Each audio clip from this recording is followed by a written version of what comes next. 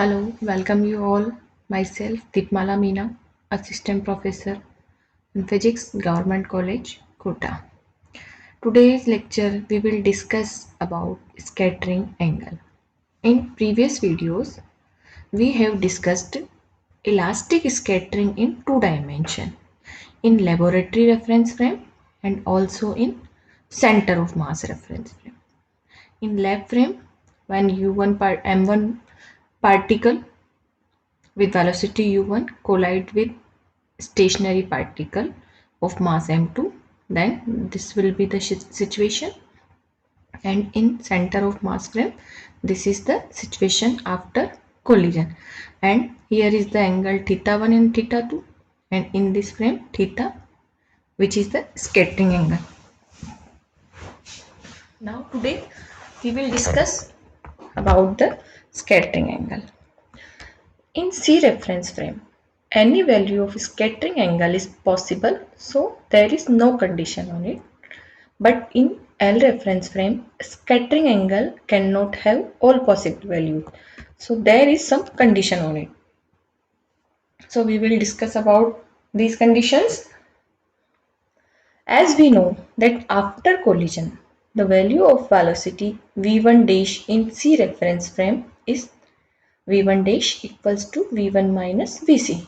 This is also in the vector form vc.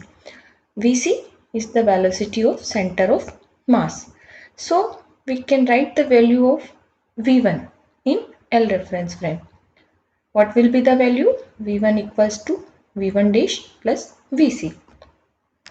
Since we are taking this collision in xy direction, so we can write this equation in component form, means x and y component. So we will write in component v1 cos theta 1. Hence this is the scattering angle in L frame, and v1 dash cos theta, this is angle in C reference frame, means center of mass reference frame, plus vc. Since we are knowing that vc is in x direction, so this will be the x component. And also v1 sin theta 1 equals to v1 dash sin theta. Dividing this equation by this, we get tan theta 1 equals to v1 dash sin theta plus v1 dash cos theta upon v1 dash cos theta plus vc.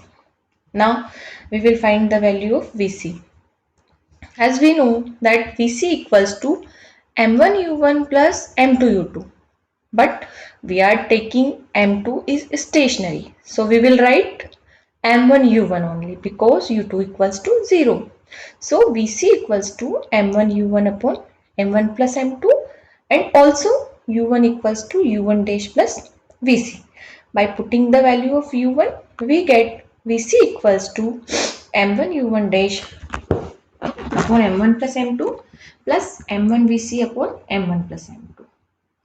Now vc equals to m1 u1 dash upon m1 plus m2, and on solving this equation we get vc equals to m1 upon m2 u1 dash. In previous video we have proved that u1 dash equals to v1 dash. So the value of vc will be m1 upon m2 v1 dash. So the value of tan theta 1 will be v1 dash sin theta upon v1 dash cos theta plus vc. By putting the value of vc from here, we get tan theta 1 equals to sin theta upon cos theta plus m1 upon m2. Now we will take three types of possibilities of m1 and m2 and see what will happen. Now first possibility, if m1 is greater than m2, or we can say m1 upon m2 is greater than 1, then denominator of this equation, denominator m1 upon m2 is greater than 1 in first condition which we are taking, cannot be 0. Therefore the value of theta 1 will be tan theta 1 less than infinity, or theta 1 is less than pi by 2. So we can say if any heavy particle collides with light stationary particle, then after collision heavy particle will not bounce back. This case is shown in figure this A. Now second condition, when m1 equals to m2 means both particles are of same mass or identical particles, then m1 upon m2 will be 1, and from this equation if m1 upon m2 1, then the value of cos theta when theta equals to pi, it will be -1 and denominator will be 0, means the value of tan theta 1 can be infinity. In this case, the limiting value of theta 1 can be 90 degree. So we can say that if two identical particles collide each other and one of them is stationary, then after collision, both of particles can move normal to the initial direction. This is shown in the figure, this figure. Now, in third case, when m1 is less than m2, means first particle is having mass less than second particle, which is stationary. Then we get m1 upon m2 is less than 1. This m1 upon m2 is less than 1. So the value of theta 1 can be negative. In this case, theta 1 can have values between 0 to pi. So we can say, thus if a light particle, because we are taking m1 is less than m2, means this is the light particle and this is the heavy particle and also stationary. So if a light particle collides with a stationary heavy particle, then after collision the lighter particle may come back in the initial direction. This is the case. Now these are the limitation of scattering angle in L reference frame. Now we will take some example of center of mass which we have discussed in previous lectures. For example, if the distance between the center of atom of oxygen and carbon in carbon dioxide molecule is 1.12 angstrom and m0 equals to 16 unit and carbon mc equals to 12 unit, then determine the position of center of mass of carbon monoxide molecule from carbon atom. As we know, center of mass of carbon monoxide molecule from carbon atom will be xc equals to m0 x0 plus mc xc plus m0 plus mc. This is for oxygen, this is for carbon, and this is the unit of oxygen and carbon. Let the carbon atom is situated at the origin of the certain reference frame. If carbon atom is at the origin, then xc will be 0 and xco or xo equals to this, which has given in question. So putting the value in this expression, we get xc equals to 0.64 angstrom. Second example, center of mass of three particles having masses 2 gram, 4 gram and 6 gram are at coordinates 1, 1, 1. Then find the position of fourth particle which is having mass 4 gram, so that the center of mass of all particle is at point this 0, 0, 0. Now, as we know, for center of mass, RC equals to, here we are taking 1, 1, 1. So, we will write the position vector of center of mass will be ik plus jk plus kk.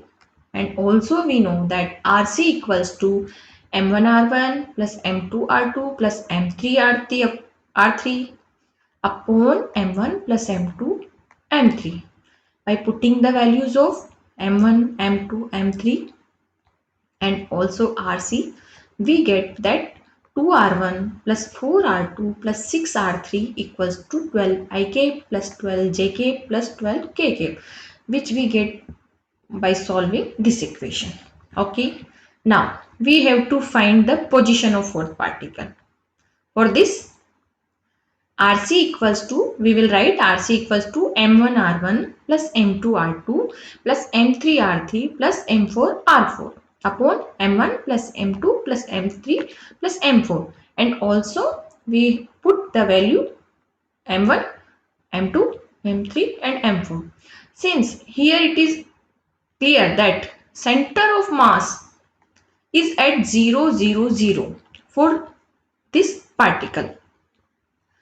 So Rc equals to 0. So we will write Rc equals to 0 in this equation, and we get 4R4 equals to, on solving this equation by putting Rc equals to 0, then we get 4R4 equals to minus, now in bracket 2Ik plus 4Jk plus 6Kk by putting the value of this expression from equation 1. We get 4R4 equals to minus 12Ik minus 12Jk minus 12Kk. So we can say R4 equals to this. So what is the position of the particle? Minus 3, minus 3, minus 3. This is the solution. Now we will solve next expression, which is if the position vector of and velocity of a particle about the center of mass is r1 and v1. We are taking r1 and v1 for a single particle. Then we have to prove mi ri dash equals to 0 and also for mi vi dash equals to 0 for the system, means for all number of particles in the system. Now for the first expression we will write that we are having system of particles of masses m1 m2 dash dash dash, means many number of particles, and the position vector of the particles r1 r2 and so on, and velocities v1 v2 v3 and dash dash dash. Then according to the definition of center of mass, we have, which we have learnt in previous videos, mrc equals to m1r1 plus m2r2 plus m3r3 and so on. This is equation first, where m is the system mass, which is m equals to m1 plus m2 plus m3 plus so on. Now multiplying this equation, which equation? M equals to m1 plus m2 plus m3 by rc, and subtracting this equation from equation 1, we get this will be mrc, then mrc minus mrc will be 0, so here is 0, and subtracting this from this, m1r1 minus m1rc, because we have multiplied equation 2 with rc and we are subtracting this from 1, so we get the expression m1 in bracket r1 minus rc plus m2 in bracket r2 minus rc plus m3 bracket r3 minus rc and so on. And here this is the term r1 minus rc. If we will take r1 dash, r2 dash, r3 dash and so on are the position vectors of particles about center of mass, then we know the equation r1 dash equals to r1 minus rc, r2 dash equals to r2 minus rc and so on. By putting the value of these expression, we get m1 r1 dash plus m2 r2 dash plus m3 rt dash, and for all number of particles in the system equals to 0. So we can write in single summation form, summation mi ri dash equals to 0. So we have proved this first expression. Now for this second expression, which is the linear momentum of the system about the center of mass is 0. Then now we know that from the equation mrc equals to m1r1 plus m2r2 and so on. We are taking here only two terms for the solution, but this is for whole system which we are going dash dash dash. Now differentiating this equation with respect to t, we get m drc upon dt plus m1 dr1 upon dt plus m2 dr2 upon dt and so on. We know this is the velocity of center of mass, this is the velocity of first particle, and this is the velocity of second particle, and for further terms. So we can write this mvc equals to m1 v1 plus m2 v2 equals to this. And also from the equation that m equals to m1 plus m2 plus m3 and so on.